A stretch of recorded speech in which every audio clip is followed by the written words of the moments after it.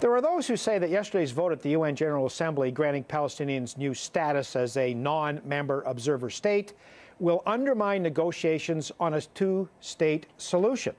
Speaking on Canada AM this morning, Canada's Foreign Affairs Minister John Baird said both sides need to negotiate to reach a peace deal, and that's the only path to statehood for the Palestinian people. This unilateral step will harden positions and raise unrealistic expectations while doing nothing to improve the lives of the Palestinian people. Canada is committed to a comprehensive, just, and lasting peace in the Middle East, whereby the two states live side by side in peace and security and prosperity. Any two-state solution must... Meanwhile, there are those who think what's been going on this week is all nothing more than political theater.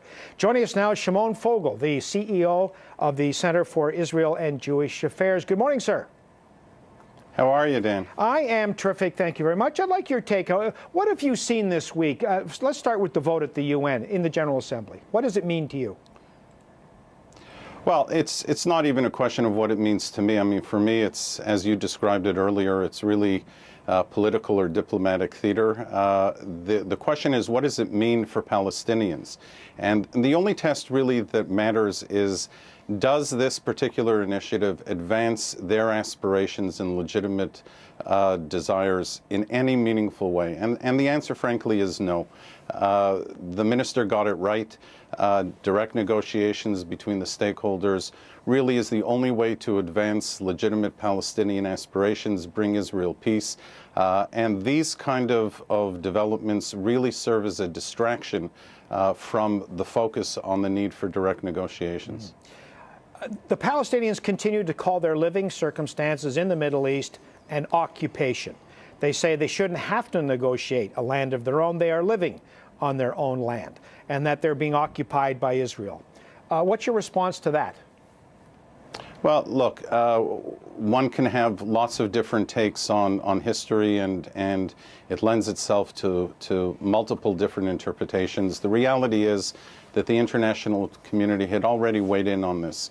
In the Security Council Resolution 242, after 1967, the Six-Day War, they put forward a formula for how we advance peace in the region. Palestinian statehood is not an automatic entitlement. It's part of a larger package where Israel benefits from peace and Palestinians benefit from a homeland.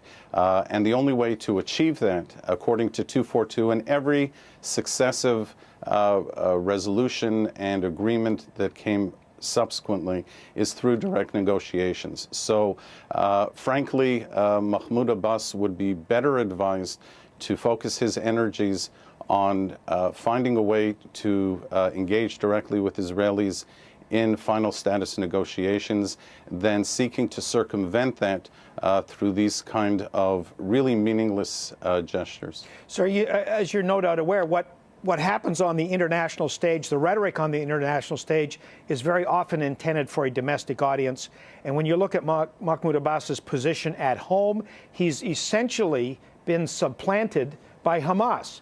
Hamas has kind of led the way for Palestinians over the last recent years.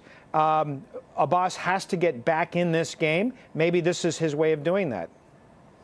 So, Dan, I think that you raise a really important point. A lot of this relates back to the dynamics internally within the Palestinian community. And to be sure, Hamas has really posed a very important threat and challenge to Mahmoud Abbas's leadership. But I would suggest the way for him to secure the central position is by being able to deliver for Palestinians what their real aspirations are, to improve and enhance the quality of life for the Palestinian on the street. That's going to be done through partnering with Israel to advance peace, not through playing, up the ante games with Hamas about who can be more strident, who could be more rejectionist. Shimon Fogel is the CEO for the Center of Israel and Jewish Affairs. Good to see you this morning, sir. Thank you very much. Dan, thanks for having me.